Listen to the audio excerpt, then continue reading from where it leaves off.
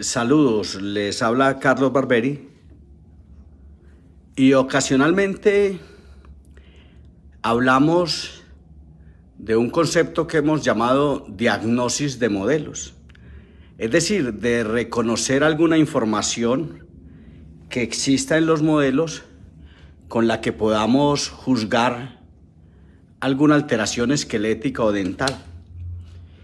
Y hoy me he encontrado este caso. Y me parece interesante que conversemos de él. Yo quiero que usted haga esta visión cenital o oclusal de este caso. Si es del caso, registre, haga una fotografía de esta imagen. Y de repente haga una fotografía también de esta imagen. Para que entendamos qué alteración existe en este paciente donde tenemos una relación molar clase 2, una relación molar clase 1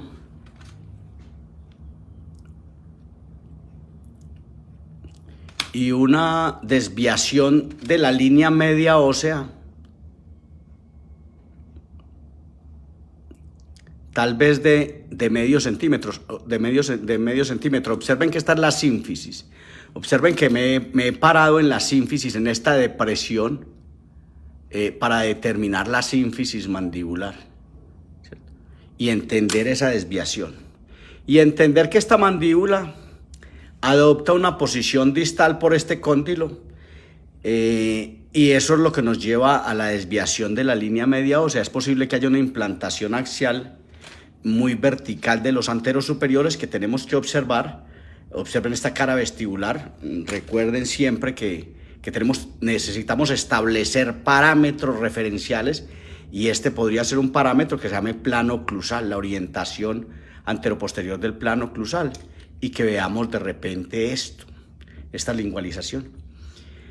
Y que entendamos algo muy importante, que aquí hay un atrapamiento de la mandíbula. Yo quiero que guarde también esta información, que es una información de ver cuánta es la distancia intermolar que tenemos. ¿Qué distancia intermolar tenemos?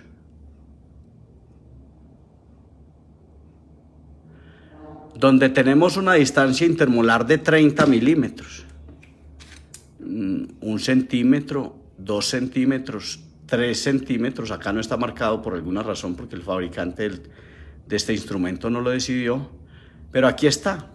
Son 30 milímetros. Lo ideal serían 34 milímetros. Es decir, yo quiero que usted observe una distancia intermolar comprometida y entienda que en esta distancia intermolar, en esta estrechez transversal de esta distancia intermolar, de repente es donde está el atrapamiento de esta mandíbula, que conlleva a este cóndilo, a esta posición distal, o a esta relación molar, a esta posición distal, versus una relación molar clase 1 que existe por este lado. Pero también existe un atrapamiento de la mandíbula. Yo quiero que usted vea esto y vea cómo esta mandíbula está atrapada en este sector. Está atrapada en una mordida cubierta, una enorme mordida cubierta, y un overbite del 80 o del 90%. Un atrapamiento mandibular, que es como deben referirse muchas alteraciones que camuflamos en unos cánones dentales, que hacen que el nuevo estudiante no pueda entender este ejercicio del diagnóstico, que es un proceso intelectivo rigurosamente espacial, regido por la geometría proyectiva, por el análisis de estas entidades, de estos cuerpos volumétricos que deben tener una relación ideal. Yo quiero que ustedes vean el ejercicio que vamos a hacer. Entonces, esta es la oclusión, esta es la desviación. Yo voy a corregir esta desviación en los modelos, que es muy fácil que la pueda corregir, y me voy a venir con estos modelos rasantes. Créame que lo estoy trayendo rasante, para corregir estas líneas medias óseas, y de repente llegamos a una relación molar clase 1 por aquí y una relación molar clase 1 por acá. Pero ¿qué ocurre aquí? ¿Por qué este paciente no podría vivir en esta relación molar? Hombre, porque seguramente esta estrechez transversal de esta distancia intercanina esta amplitud transversal, esta estrechez de este punto a este punto, donde es posible que también haya otros elementos comprometidos, que esta estrechez transversal obligue a la mandíbula a posarse distalmente. Sin embargo, nuestras escuelas muchas veces nos dicen, no, hagamos un avance, pongamos un Bionator y llevémoslo hasta borde a borde y pongamos un Bionator, hagamos protrusiva por este cóndilo, y con la protrusiva por este cóndilo de repente tenemos un paciente en relación molar clase 1 por los dos cóndilos. Con un aparato Bionator podemos resolver esto. No. Si usted pone un aparato bimaxilar, además de que el avance que haga lo está colgando literalmente en la maxila y de repente la está echando hacia atrás, si usted pone un aparato bimaxilar en este caso, sin resolver los problemas de tamaño, que son los problemas que rigen esta alteración llamada atrapamiento mandibular, si de repente usted no piensa en resolver los problemas de tamaño inicialmente y centra su atención en la gran ortopedia maxilar de que tiene 120 años de existir, nacida en Europa, que dice que lo primero que hay que hacer es interrelacionar las arcadas dentales en armonía. Hay que llevar las arcadas dentales a una ideal armonía, a un contacto incisal ideal, a una relación molar clase 1 por este cóndilo, relación molar por el otro, en fin, y a un overbite ideal, y hacer una mordida constructiva, un cambio de postura terapéutica y corregir el problema. No. Recuerde que hay una nueva disciplina de la odontología que se llama ortopediodoncia, así juntos, sin tilde, ortopediodoncia, que es pensar en la posición, en la nueva relación ortopédica desde el tamaño ideal de las arcadas dentales. Entonces pensemos en esto y pensemos que será lo ideal de repente corregir el tamaño. Si usted no aumenta esta distancia intercanina, ahora, si usted pone un aparato bimaxilar, perdóname, me devuelvo un poquito. Si usted pone un aparato bimaxilar 2 o 3 años en esta relación, excelente posición mediante el cambio de postura terapéutica, este paciente se quitará el aparato para alimentarse 3 veces al día solamente.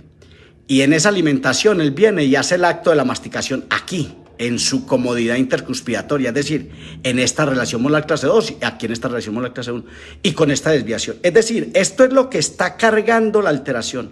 Esta desviación, esta oclusión es la que está cargando esta maloclusión. Es el tamaño de las arcadas dentales lo que está cargando. Ahora, entonces, si usted pone un aparato de ortopedia y no piensa en el tamaño, lo ideal es que usted piense primero en el tamaño. La ortopediodoncia piensa primero el tamaño y luego la interrelación. Es decir, busca que estas entidades tengan coherencia volumétrica, tengan paridad, tengan coherencia volumétrica para lograr paridad, tengan tamaño acorde para correlacionarse como entidades unívocas en correspondencia biunívoca. Primero es el tamaño. La filosofía ortopediodoncia es buscar primero el tamaño, y también son placas activas, también nacidas en Europa, tal vez en los años 30, si tomamos la placa Schwarz como el mito fundacional de la ortopedia maxilar, regida por el amarre que conversamos la semana pasada, que eran ganchos de amarre de sujeción vertical que evitaran el desalojo hacia oclusal de las placas. Entonces, de esto hablamos la semana pasada. Revise algunos videos que hay por ahí de la semana pasada. Pero en fin, no nos distraigamos. Si usted no busca el tamaño, de las arcadas dentales, usted difícilmente podrá correlacionar estos arcos. Difícilmente podrá lograr una buena relación en estas arcadas dentales. Y si usted no desatrapa esta mandíbula, si usted no produce una excitación eléctrica en estos incisivos inferiores, si usted no establece este plano oclusal y usted no excita estos bordes incisales, ojalá con un material metálico piezoeléctrico que produzca esta excitación, es posible que estos posteriores no egresen, no crezcan, no salgan a la altura, no crezca el cuerpo mandibular en sentido vertical. La egresión, lo primero. Entonces, esta mandíbula está atrapada en dos entidades. Una es la mordida cubierta, que es una condición de orden vertical, corresponde al plano vertical, y la otra que corresponde al plano horizontal, sagital para este momento, donde si usted no tiene el tamaño, donde si usted, o más bien al plano transversal, donde si usted no tiene el tamaño de estas arcadas dentales, es difícil que esta mandíbula viaje hacia adelante. Pero yo también quiero que sepa una cosa, esto no es aquí solamente. Esta alteración, recordemos que hoy se habla de posturología, posturometría, que es un excelente análisis diagnóstico nada más, es una disciplina de análisis diagnóstico, de entender el sistema tónico postural, de entender las cadenas musculares que integran las alteraciones y entender que esto puede ser víctima o victimario. Este puede ser el causante de algunas alteraciones del cinturón escapular, del cinturón pélvico, del plano óptico, de la posición de los pies, de la orientación de los pies, de la postura del pie varo o vago.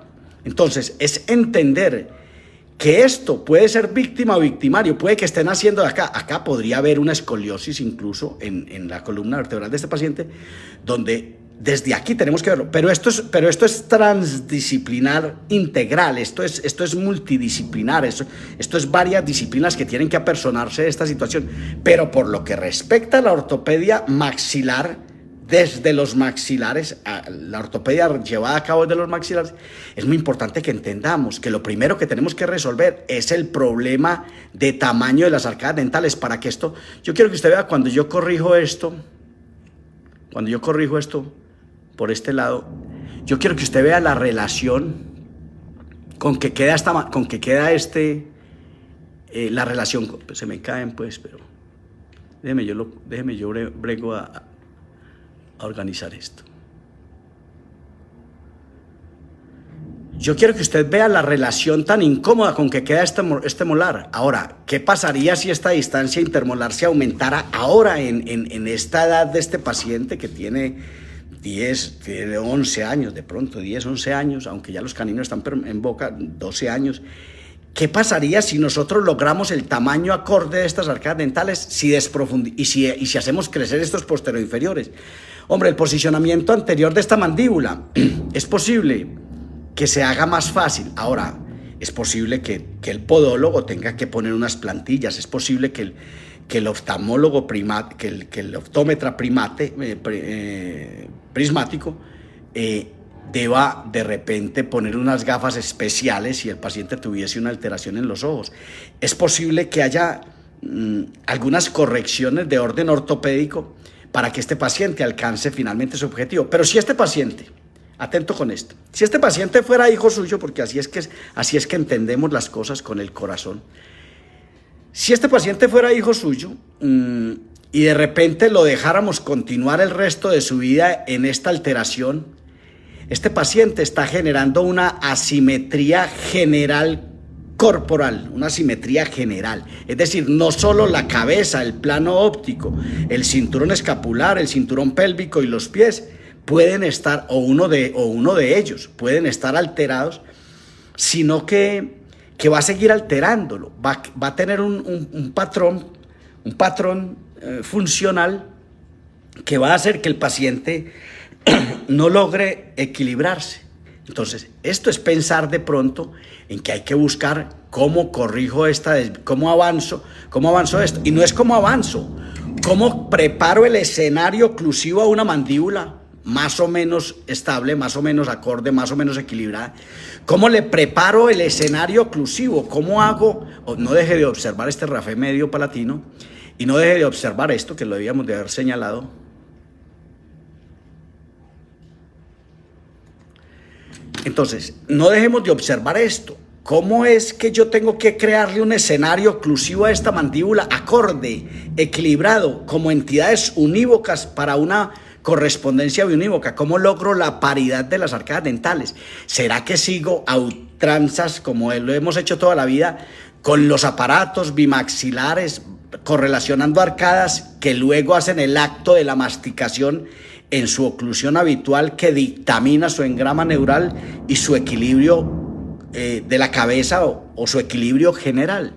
De repente no, de repente tenemos que cambiar los esquemas. Ahora yo sé que esto suena durísimo y nosotros no entendemos, nosotros tenemos que cambiar los esquemas y tenemos que pensar primero en el tamaño. Las placas activas también son europeas, también nacieron en Europa, también son del siglo pasado. Son placas activas que hay que buscar primero el tamaño, pero no. El gancho de Adams me decía estos días un célebre personaje de la ortopedia, que para que el gancho de Adams, que el gancho de Adams correspondía a las placas activas y que las placas activas no eran de ortopedia maxilar. Ortopedia maxilar es simplemente una respuesta de equilibrio general. Aprovecho y lo invito, le voy a contar lo siguiente. Mañana, domingo, a las 8:30 de la mañana, hora de México y hora de Colombia, he puesto en mi muro un link para que usted pueda entrar a una plataforma, a una aula virtual Zoom, donde vamos a hablar de ortopedia maxilar, donde voy a contarle qué es ortopedia maxilar, cuáles son las divisiones de la ortopedia maxilar, qué es ortopedia maxilar, qué es ortopedia mecánica, qué es ortopedia funcional, qué es ortopedia quirúrgica, qué es ortopedia posicional, y entender las distintas disciplinas y no entender la ortopedia con otros nombres. La ortopedia se llama ortopedia maxilar. Mañana le voy a hacer una argumentación que lo invito sin costo alguno. Mañana he puesto en el muro mi invitación y yo quiero que usted vea la invitación. Usted se agrega a las 8 de la mañana. Estaremos